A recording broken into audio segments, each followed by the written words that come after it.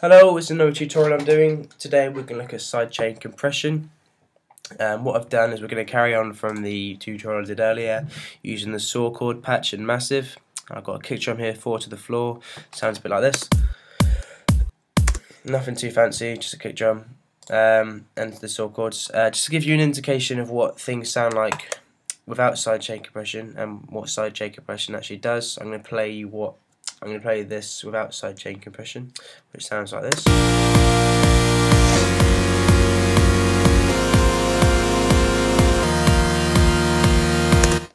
As you can see, the kick drum is completely drowned out and the chords are really overpowering.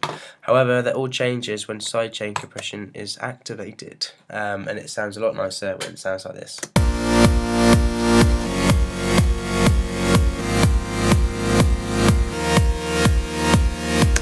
It's a technique used by lots of producers at the moment, lots of dance tracks. It's sort of like a dance technique, but it can be used in any kind of genre of music really.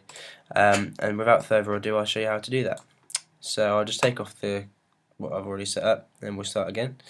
So obviously open up a compressor on the channel which you want to be sidechain compressed, which makes sense, it's obvious. Sorry. This is the default sort of compressor that you'll load up. Just to give you an indication of what all these parameters actually mean. The compressor threshold, that's the threshold is the level at which the compressor kicks in and starts to reduce signal levels or gain. The ratio determines how much signal is going to be attenuated once it exceeds the threshold. The attack is the time taken in milliseconds before the compressor reacts after a signal exceeds the threshold. The release being the time that the compressor returns to its normal state and stops compressing the signal. And the makeup gain allows people to make up for the level that is lost through processing. So for example, if you were to add a compressor and everything got much quieter, use the gain to sort of boost up the signal to get it to the same level it was originally.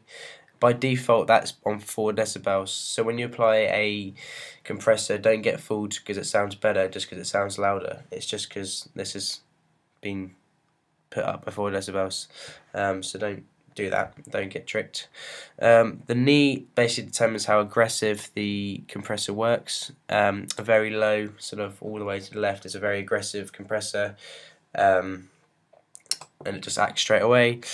The very high knee, which is basically when everything's all the way to the right, is a very smooth compressor and it doesn't act straight away. It just basically determines how aggressive the compressor reacts to the signal. The first thing you want to do is you want to click on the sidechain box here, assign your compressor and sidechain it to the kick drum, which is this channel here. You can actually apply the sidechains to lots of things. You could, example, if you want to send this kick to a bus it to an auxiliary and then sidechain that to a bus here, but you don't really want to do that. Just to make things easier for this tutorial, we're just going to assign it to this kick drum here.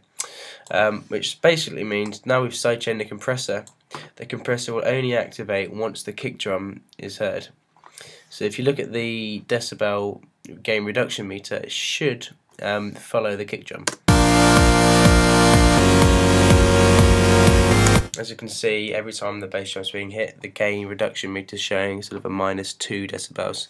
There's not really any ducking though, and it's a very, very discrete compressing you can hear on the actual saw chords. So what we're going to want to do is we're going to reduce the threshold at which the compressor starts, and hopefully that should increase the gain reduction to about 6.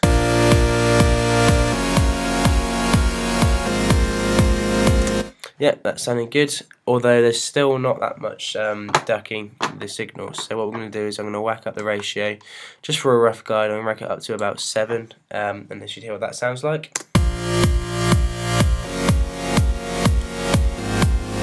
So now the compressor is really acting on the signal and it's really reducing the sound, which is basically what we want, because you want it to duck every time the kick drum's heard, sort of get that offbeat sort of feel.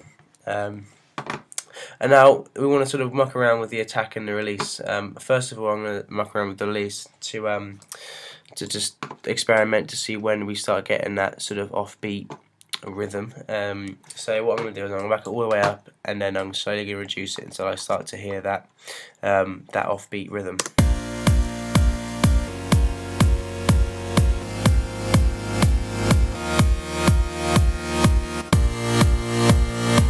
So around 81 milliseconds is a good indicator. With the attack, same thing again.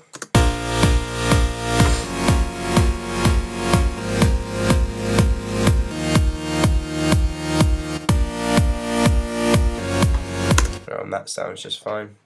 I want, just for personal preference, I'm going to whack the knee up to be really aggressive. As you can see here, this sort of, I'm just going to see how things smoothen out when I make a high knee and things get very abrupt when it's a low knee. That's just basically explaining the knee of the compressor again. I don't really get it myself, to be honest, but that's what it does.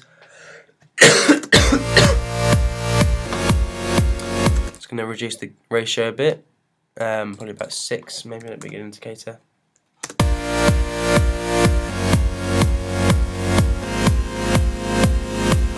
And there you have it, sidechain compression. Nice. Without it,